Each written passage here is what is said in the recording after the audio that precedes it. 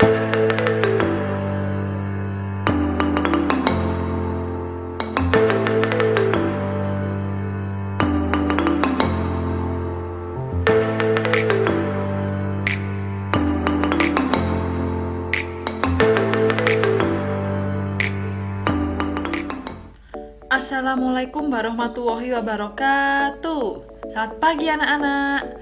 Pagi, luar biasa, tetap semangat. Bagaimana kabar kalian hari ini? Semoga kalian tetap sehat, semangat, dan selalu bahagia ya, meskipun belajar dari rumah. Nah anak-anak, hari ini kita akan mempelajari muatan bahasa Indonesia di kelas 4. Tema 6, subtema kedua. Hari ini kita membahas tentang menceritakan isi puisi atau parafrase dan melengkapi puisi anak-anak. Tapi sebelum belajar, kita berdoa terlebih dahulu ya, agar pembelajaran dapat berlangsung dengan lancar dan kalian bisa memahami apa yang Ibu sampaikan. Tundukkan kepala sejenak, berdoa, dimulai.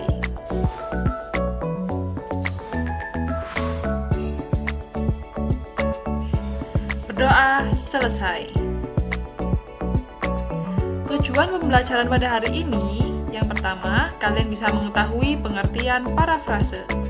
Yang kedua, kalian bisa mengetahui cara menulis puisi dalam bentuk cerita singkat atau parafrase. Yang ketiga, kalian bisa mengubah kata dalam puisi dengan makna yang sama. Dan yang keempat, kalian bisa melengkapi isi puisi. Nah, anak-anak, siapa yang di sini sudah pernah mendengar kata parafrase? Kalau belum, mari kita pelajari bersama-sama ya hari ini. Let's go!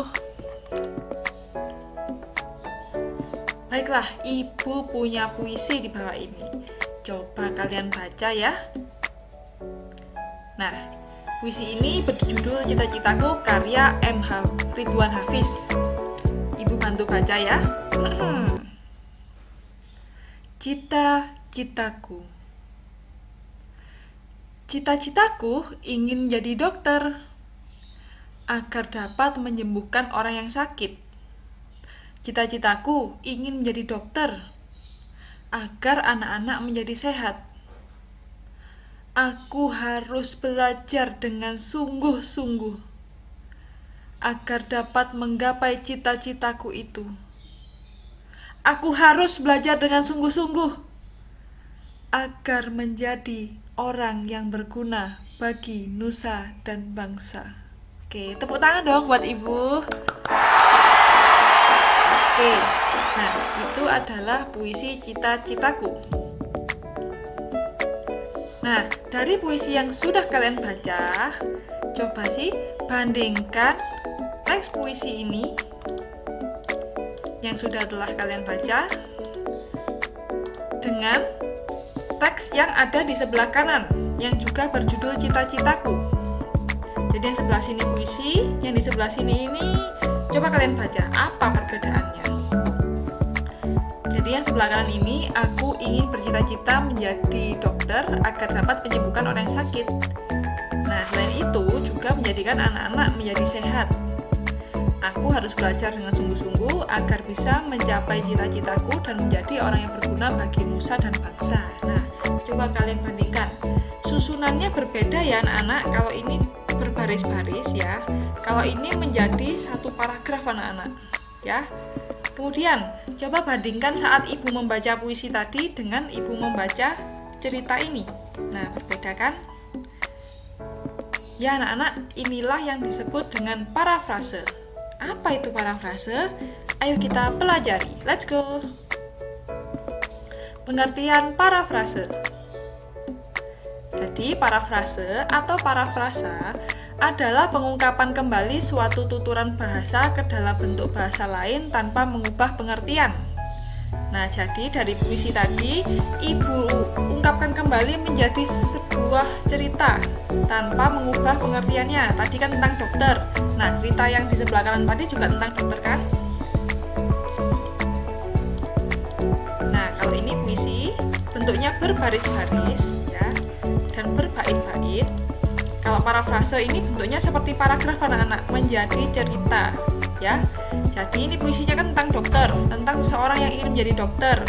Nah, ini juga bercerita tentang seseorang yang menjadi dokter, tapi dalam bentuk cerita. Kalau ini dalam bentuk puisi. Seperti itu anak-anak. Nah, sekarang bagaimana sih caranya membuat parafrase puisi? Oke, yang pertama, kalian bisa membaca atau mendengarkan pembacaan puisi dengan seksama. Nah, jadi kalian membaca dulu puisi itu secara utuh atau mendengarkan puisi yang telah disampaikan. Kemudian yang kedua, kamu pahami apa sih isinya puisi itu, menceritakan tentang apa ya puisi itu. Nah, kemudian yang ketiga, jelaskan kata-kata kias atau ungkapan yang terdapat dalam puisi. Nah, nanti akan Ibu beri contoh lagi ya. Kemudian yang keempat, uraikan kembali isi puisi secara tertulis dalam bentuk prosa dengan menggunakan kalimat sendiri. Nah, setelah kamu membaca, memahami, kemudian arti kata yang sulit, kamu artikan. Nah, coba kamu tulis kembali puisi tersebut dalam bentuk cerita. Nah, coba kamu ceritakan puisi ini menceritakan tentang apa sih? Nah, seperti itu. Nah, dan yang terakhir, sampaikan cara lisan atau dibacakan. Nah, oke, sekarang Bu Yanti punya puisi lagi. Judulnya Menari Kupu-Kupu, karya Aisy Asma Nadia. Oke, coba Ibu baca ya, kalian juga ikut membaca. Menari kupu-kupu, gadis kecil berselendang warna-warni, dengan bibir yang mungil menari-nari. Parasmu nan ayu, jemari lentikmu mendayu. Ikuti irama kupu-kupu yang menari-nari indah. Di tepian panggung, tepuk tangan pun terdengar meriah. Oke, tepuk tangan dong untuk Ibu. Nah, oke, tahap tadi langkah-langkahnya merubah menjadi parafrase. Kamu baca dulu kan? Baca dulu puisi ini.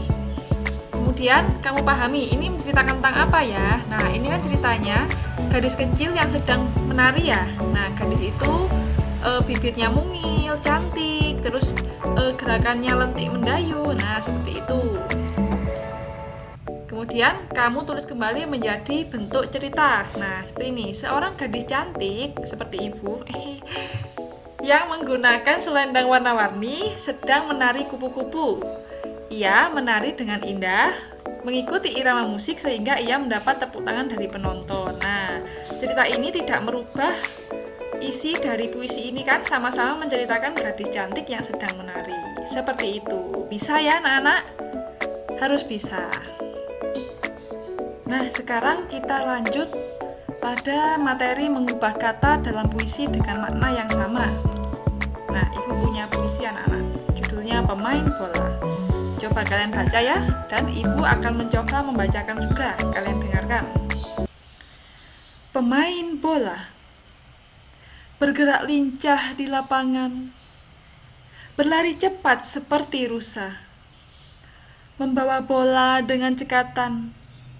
Itulah cita-citaku menjadi pemain bola. Berlatih dengan giat tak pernah bosan.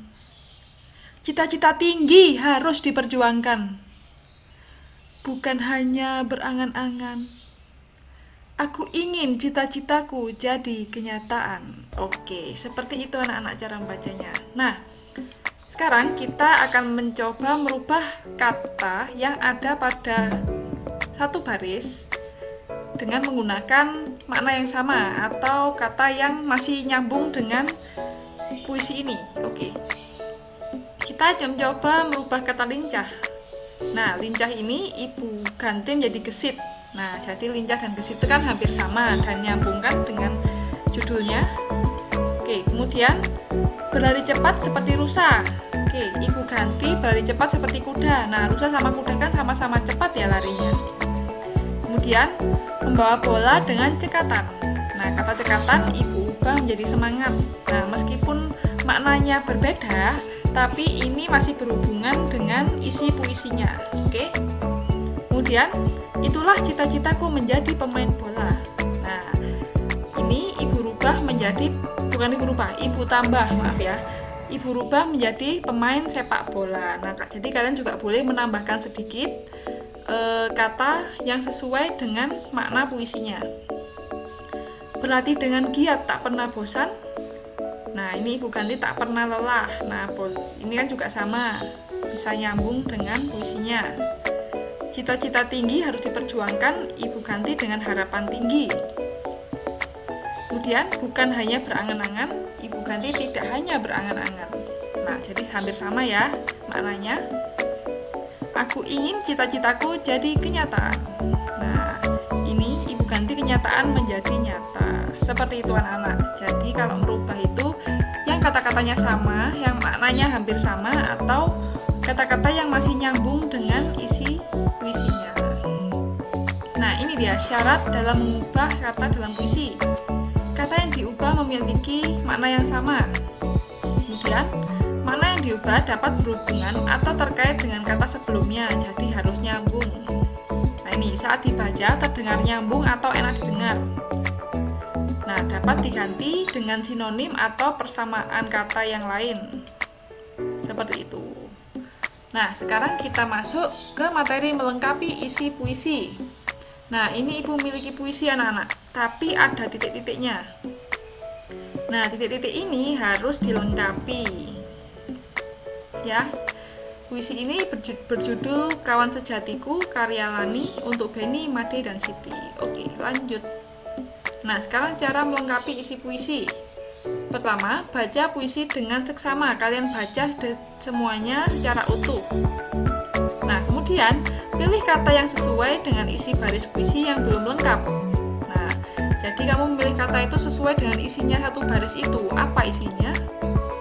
Nah, kemudian isilah puisi yang kurang lengkap dengan kata yang berhubungan atau nyambung dengan puisi, tema puisi tersebut. Nah, nanti akan kita pelajari ya, nanti akan dijelaskan lagi.